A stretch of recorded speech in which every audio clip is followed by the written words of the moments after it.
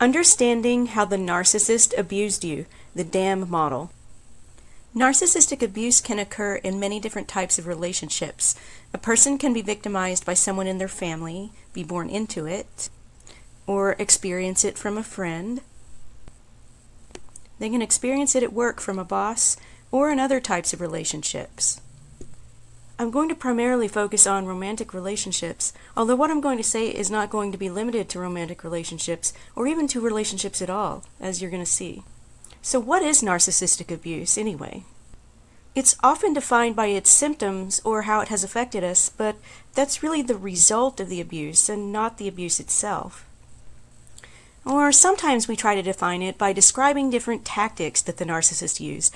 But the problem with reciting a list like that is that it ends up not making much sense sometimes. That's because the abuse takes place over a long period of time with multiple instances. And also, each narcissist might not have used every tactic that exists in the universe of all possible tactics. Narcissists sometimes just kind of dream up ways to hurt us. But what we can say about these things is that they do fit into larger buckets of harmful behavior. I think the best way to go about defining narcissistic abuse is to talk about what those larger buckets of pathological behavior are.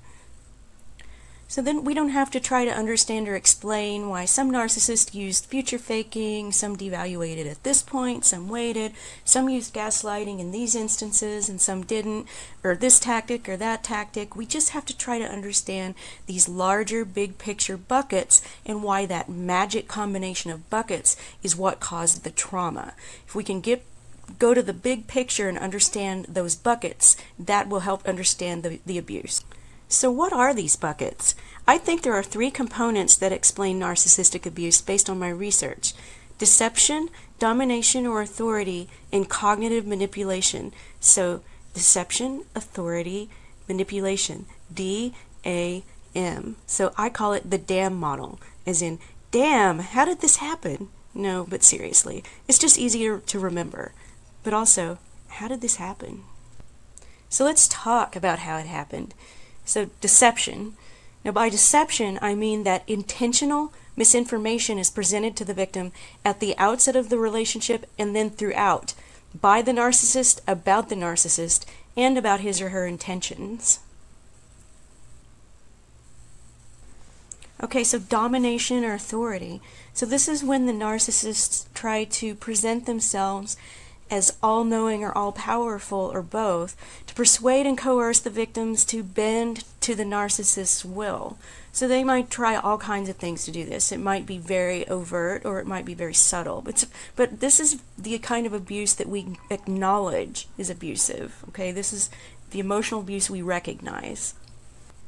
And finally, cognitive manipulation is when narcissists use underhanded tactics over a long period of time to confuse the victim in order to influence his or her thoughts and behaviors. Okay, so you can see some of those tactics right there.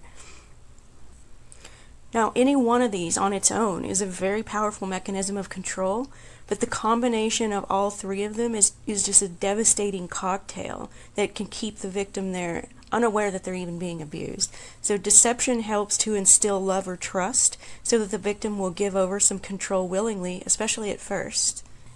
Domination and authority instill fear and dependence so that the victim is coerced into giving over even more control. And finally, cognitive manipulation is where it all comes together. That allows the abuser to remove the doubts the victim has about why he or she feels love and trust and fear and dependence for the same person. And the abuser is able to replace all those doubts with thoughts that ensure that the victim chooses to act in the best interest of the abuser instead of himself or herself.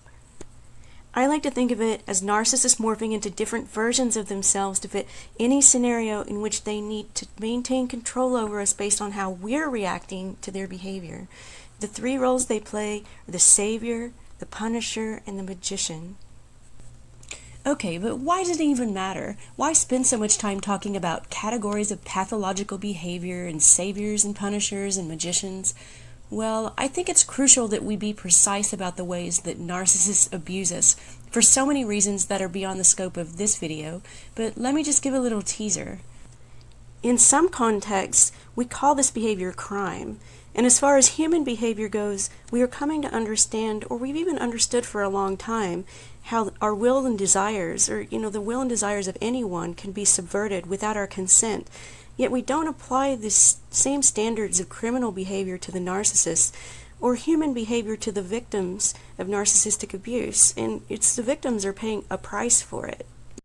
Well, narcissistic abuse is so similar to so many other things in society, it's just not recognized yet, but it will be. These are just a few of the primary sources that I started with in my research, in case you're curious, and so I'm listing them here.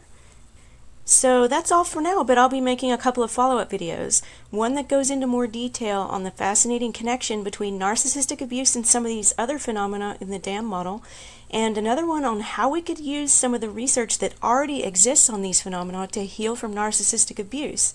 Since that information hasn't really made it over into our neck of the woods, what is it that we could learn from it to incorporate that into our recovery? All right, thanks.